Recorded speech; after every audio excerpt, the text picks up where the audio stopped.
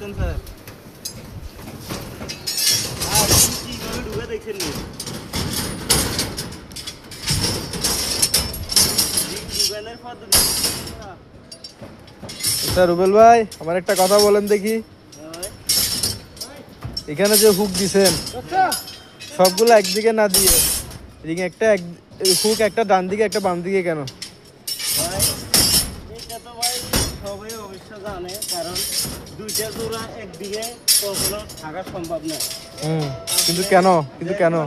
যে কোনো কাজ করবেন রিংয়ের ক্ষেত্রে করেন অন্য ক্ষেত্রে করেন দুইটা জোড়া এক জায়গায় এটা এবার সাধারণ মানুষের বুঝে দুইটা জায়গায় এক জায়গায় দেয় এটাই মানে আমাদের সাধারণ কথা থেকে মানে জিনিসটা মানে ভাঙি দিচ্ছে বুঝছেন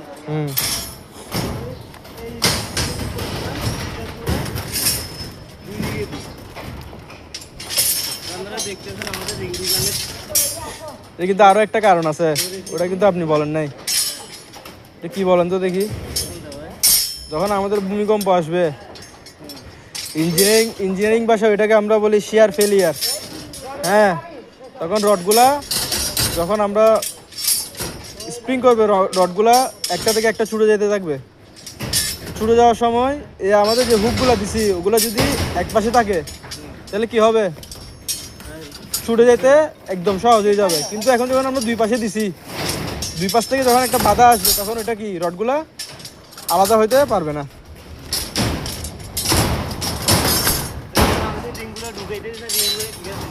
ঠিক আছে